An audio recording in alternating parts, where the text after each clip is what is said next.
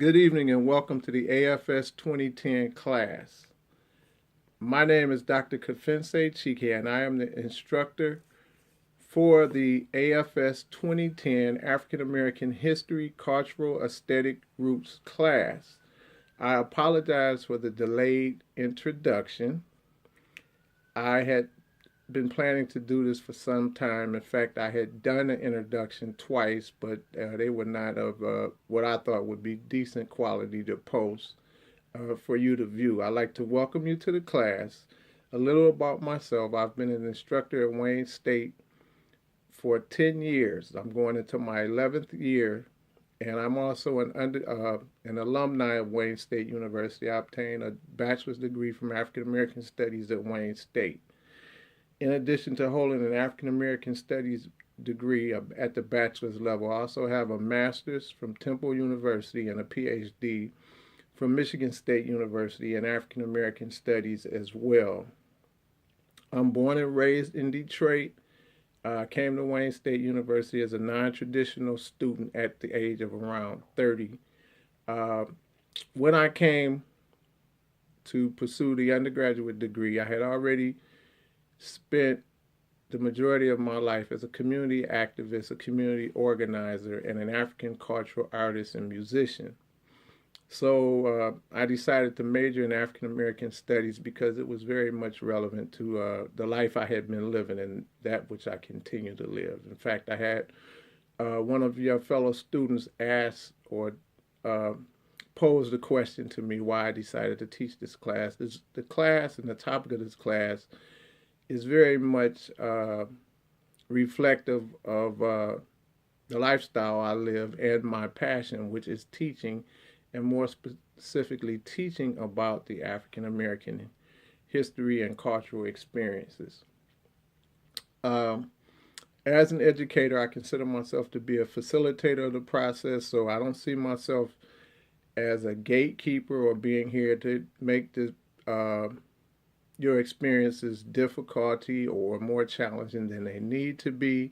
In fact, I prefer to make it exciting, interesting, and for the most part, an enjoyable experience. So I'd like to welcome you to the class. And I'd like to talk briefly about some of the posts that have been posted. We're now going into the third week. We're beginning week 3. And some of the things we posted, of course, were the welcome and introductions. I've read many of your blog posts, and for the most part, many of them are on point. Because there's approximately 80 people between the two sections, and I do teach 2 sections of the class, I decided it would be more efficient to post most of my responses like this through a video, which you can access at my YouTube page. One of the articles you were asked to read was Introduction to Black Studies, and I think it's important for people enrolled in African American Studies classes to have an understanding about what African American Studies is. African American Studies is an academic discipline, which means it is a scholarly academic discipline which is engaged in the production of knowledge and information about people of African descent and African phenomena when and where it occurs. So at the PhD level and the master's level, scholars engage in research to answer questions and to solve problems. In this case, African American Studies would fall into the category of social science and or humanities. And what scholars do is engage in research and solve problems that face people of African descent and African people. And in fact, I categorize all people of African descent in 2 categories, either continental Africans or diasporic Africans.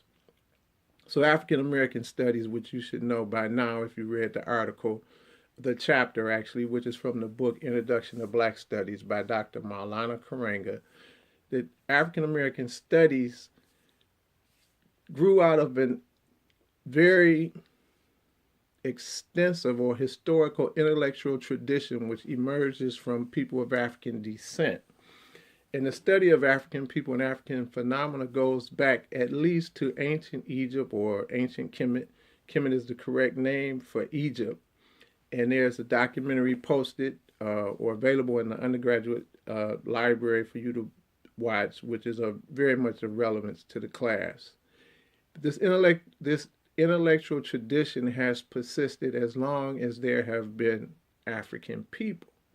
However, African American studies as an academic discipline in modern time came into academia or colleges and universities formally in 1968, and it grew out of the Black Power struggle and the Civil Rights struggle. So the first African American Studies department was established at San Francisco State University, and it was operated under the direction of Dr. Nathan Hare. Wayne State's African American Studies department came into existence as a result of students doing a similar protest that was reminiscent of the Civil Rights Movement when they took over what was called the Helen Newberry Joy Building, which is actually where the cafeteria is today. And that sit-in occurred, or sit-in or takeover, whatever you want to call it, occurred in 1989.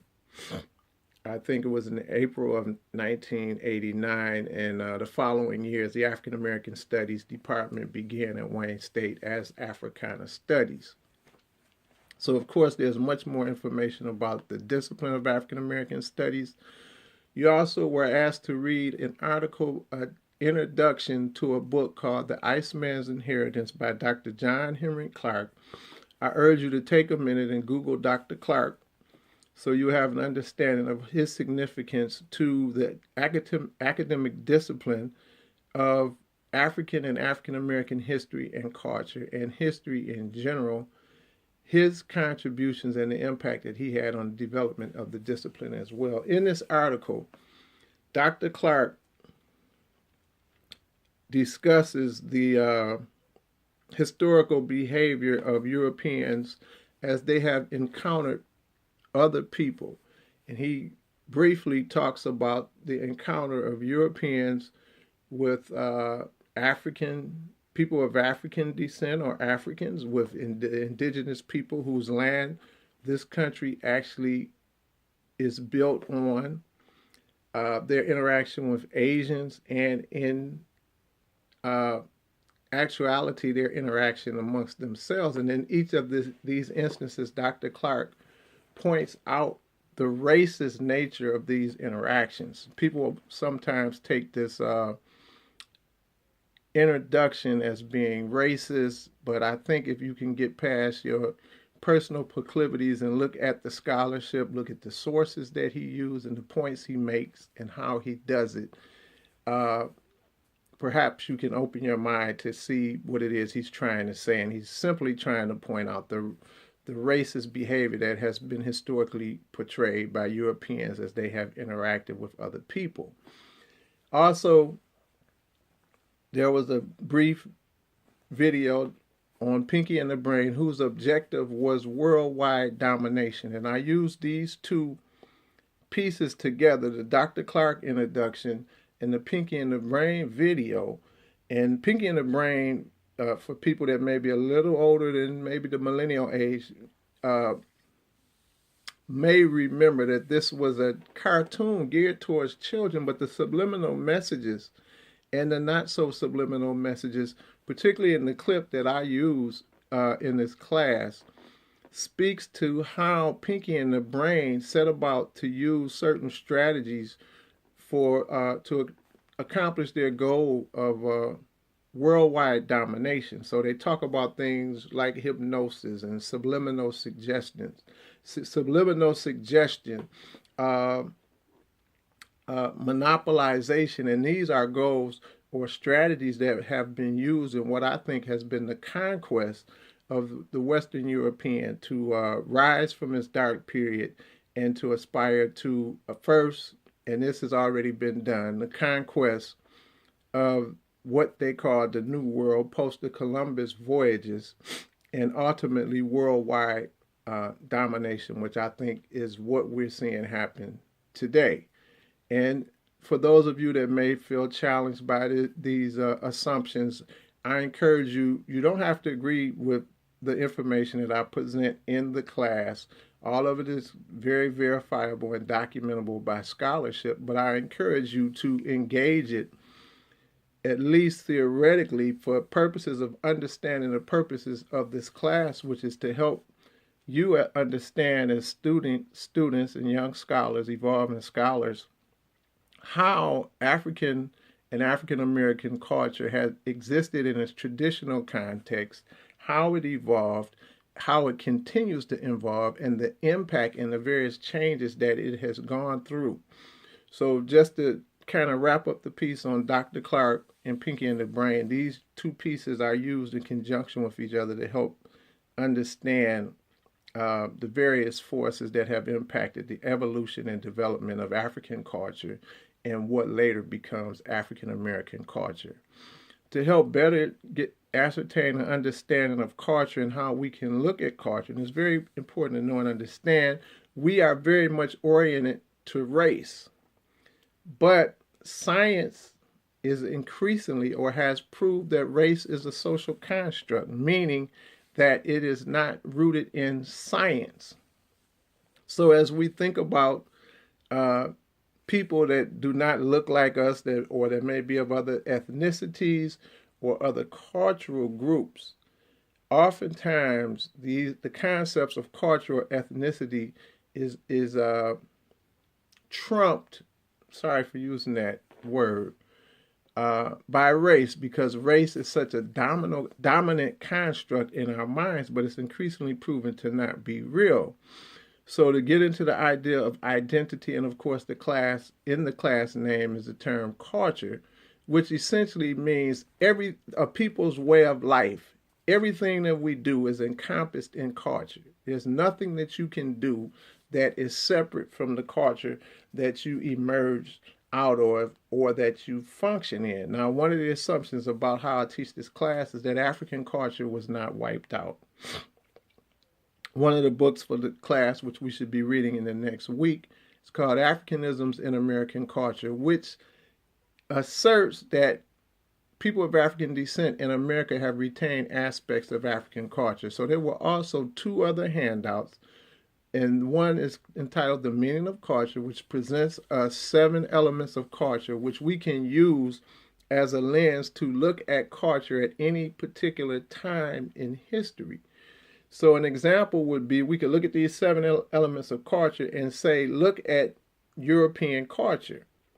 What did the culture look like of those people who came here and allegedly settled this land and created the United States? If we look at those 7 elements, we can see, how did the culture change? Did it change, or has it been retained? And we can take those 7 elements of culture and use them as a lens to look at any people over any length of time and assess to some degree the degree that the culture has been retained and or has stayed the same. In conjunction with the Meaning of Culture handout is the Worldviews handout, which gives us a lens or a way to look at what the author Joseph White calls the cultural perspective of a particular cultural group of people. And in this particular handout, it shows us the Euro-American worldview, the African worldview, and the African-American worldview. And culture is produced as people interact with their environment to meet their basic political needs. And this was more evident, particularly in the early evolution of human civilization. So as people, and all people have the same basic political needs: food, clothing, shelter, the need to be healthy, the need to be safe, and the need to be educated, as in the form of education which enhances their ability, their life chances. So the point of this is to show that all people have culture, all people have a valid culture, and all people's culture, as they interact with their environment to meet their basic political needs, a way of life is produced, and out of this way of life comes a worldview or a cultural perspective, or how that particular group of people look at the world.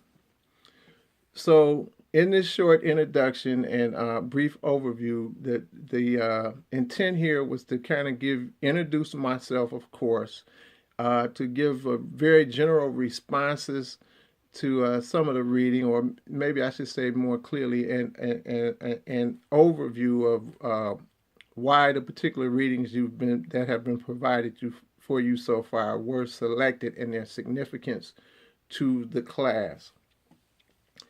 I like to close by saying welcome to the class and remind you, on another note, I want to bring up all the issues around Quiz 1. Quiz 1 was originally due to be available this past Friday. I ran into some challenges with the software and I could not make it available. I do plan to reschedule it. You will have ample notice, but I urge everyone in the class, please view your Wayne State email every day, because I may send things to you via any email on any given day. And since I've sent out 2 mails explaining that the quiz was canceled, I've had several students continuously writing me, asking me where the quiz is, when is it available, how can they find it, and I've already addressed this issue. So I want to stop there. Again, welcome to the class, and of course, if you have any questions, you can send them directly to me at chike@wayne.edu. Welcome to the class, and I look forward to us all learning a lot and having an enjoyable time in the class. Thank you very much.